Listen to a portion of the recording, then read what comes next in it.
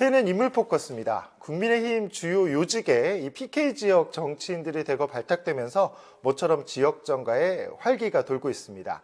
그 가운데 최일선에서 당의 스피커 역할을 하게 되는 수석 대변인을 맡으면서 주목받고 있는 정치인입니다. 오늘은 경남 진주을 강민국 국회의원과 이야기 나눠보겠습니다. 의원님 안녕하세요. 예, 안녕하십니까. 예, 먼저 수석 대변인 맡으신 거 조금 늦었지만 축하드리고요. 감사합니다. 네. 시청자분들 가운데 수석 대변인이 어떤 역할을 하는지 잘 모르시는 분들도 있을 것 같습니다. 먼저 소개부터 부탁드리겠습니다. 네, 수석 대변인은 당의 공식적인 목소리입니다. 즉, 우리 국민의힘의 가치관이라든지 정책을 국민들에게 정확하게 전달하는 것이 수석 대변인의 역할이고요.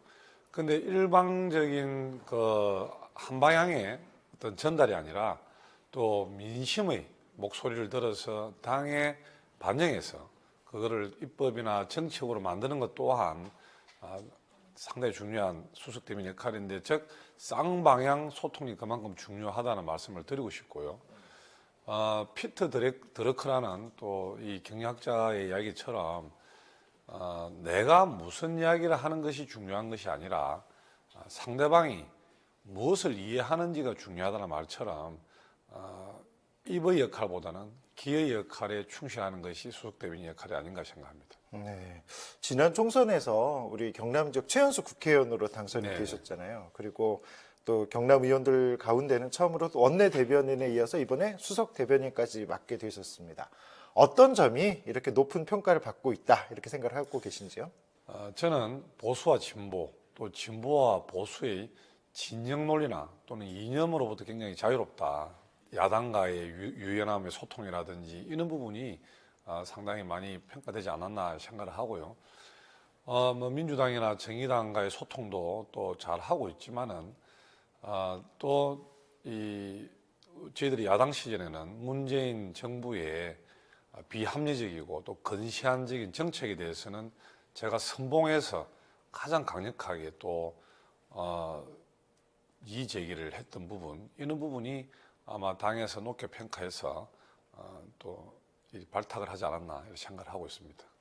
그리고 우리 또 김기현 당대표와의 인연도 또 화제입니다. 두 분이 예전부터 상당히 또 밀접한 그런 관련을 계속 맺어 오셨지요? 어떻습니까?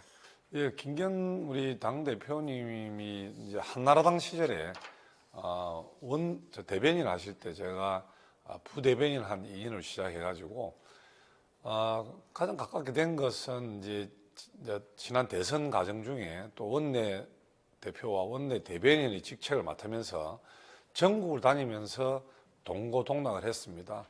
밤을 새워가면서 우리 김기현 대표님의 대한민국의 미래에 대한 청사진을 듣기도 하고 또 서로 뜻을 공유하기도 하고요. 그러면서 상당히 대선 과정 중에 아주 큰 또 기여를 한 것이 아니냐. 그렇기 때문에 또 정권 교체의 한 부분을 또 저희들이 역할을 한 것이 아닌가 이렇게 생각을 하면서 상당히 동지이자 또 스승인 분이라고 말씀드릴 수 있습니다. 하지만 이 수석 대변인을 맡다 보면 아무래도 국회에 머무는 시간은 좀 많아지시고 지역구에 쏘는 시간 조금 빠듯해지실 수도 있는데, 문제는 이 총선이 1년 남아서 조금 신경 쓰이거나 하시진 않습니까? 이 진주가 교통의 오지 중에 오지입니다.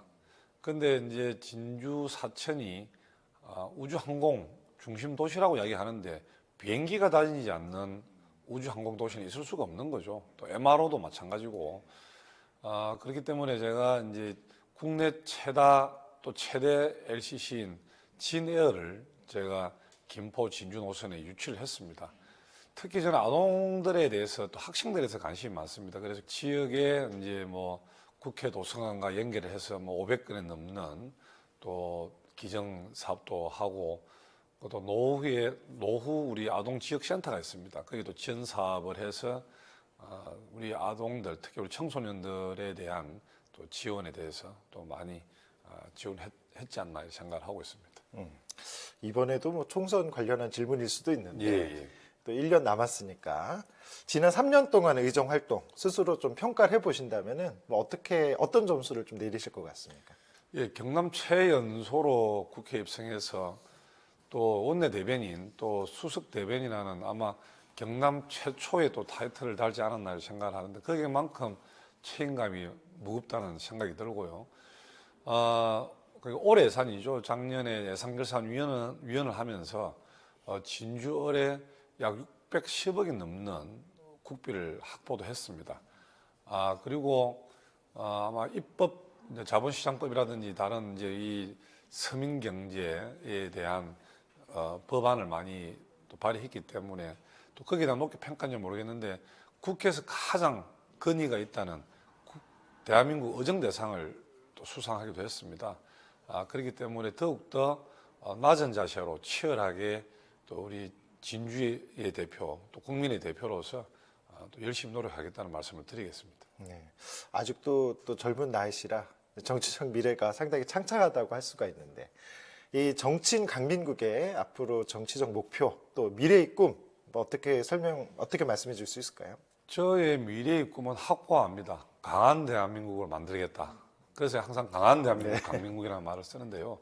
강한 대한민국을 만들기 위해서는 두 가지 포인트가 있죠. 첫째는 맹자의 무황심이라는 말처럼 국민이 이 배부르고 경제적 풍요를 누릴 수 있어야만이 도덕 사회를 세울 수 있는 겁니다.